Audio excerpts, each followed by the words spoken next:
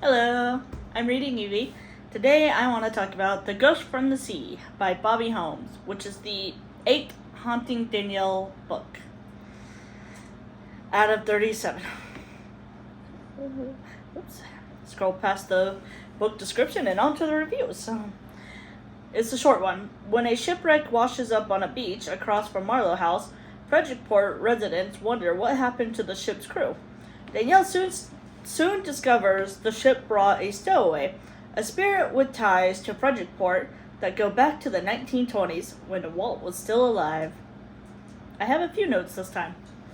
It's not so short. Walt had a best friend and business partner who backstabbed him and stole some of his money while bootlegging. Now his ghost is back. I said, ooh, someone besides Walt's past, besides Angela, his wife. Apparently Jack did not steal from Walt, at least so says Jack. Can we trust him? They were talking about Heather's financial issues earlier in the book. Apparently the house actually wasn't hers, something, I don't know, some error. It didn't say whose it was though.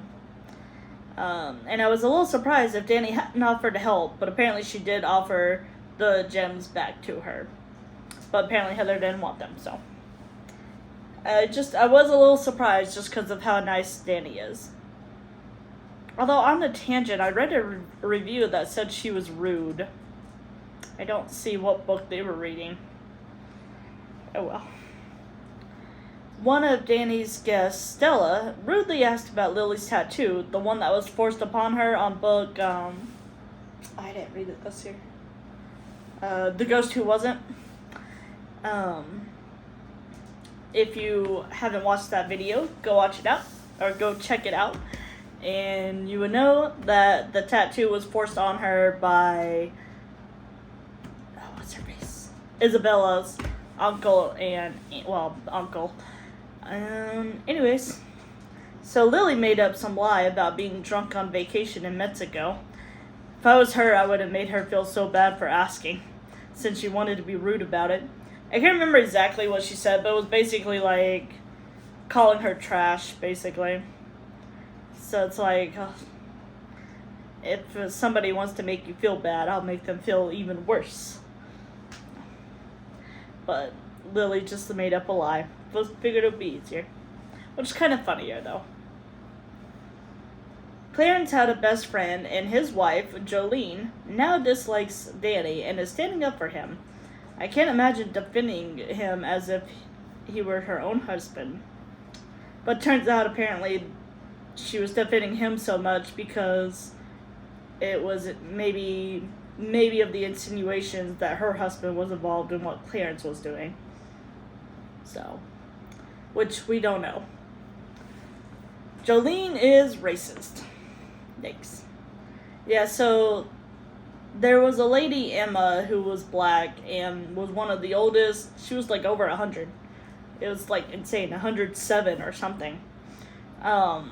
Which back then in the 1920s, obviously they called them colored.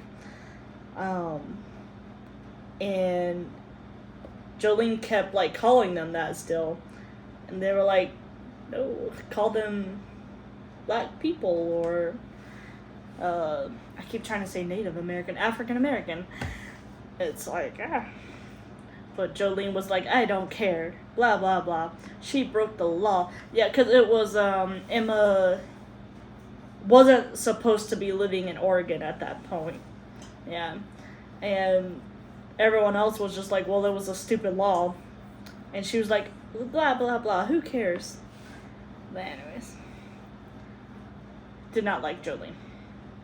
Emma passed away, and says she was one of the oldest people in town. She can get in a Danny dream, but can't move on until she quiets the spirits who have passed on. Yeah, so apparently they were being noisy. It was the ones involved in the shipwreck. They wanted to know, or they wanted people to know what really happened. Basically the same premise as all the other books. Jack is innocent at least. He was drugged by Eva's ex-husband, technically a woman named Sally was drugged him. And then they murdered them all. It's a very small town. All the same people get connected.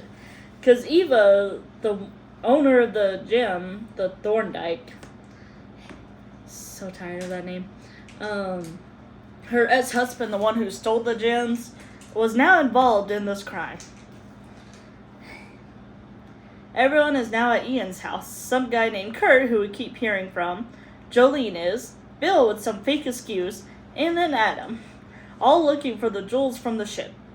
And he was only popping back in real quick, too, because he wanted, I thought it was a flash drive, but I guess it was just some notes or whatever about, what was it about?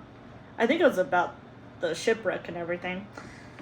So he just popped in real quick, and everyone seemed to drop by at once. So Jack left everything to Walt. So Danny once again gets more stuff. And so Heather is the one who hired this Kurt guy. So I wasn't sure if it was going to be some bad guy, because sometimes we do get in the view or the head of the bad guys.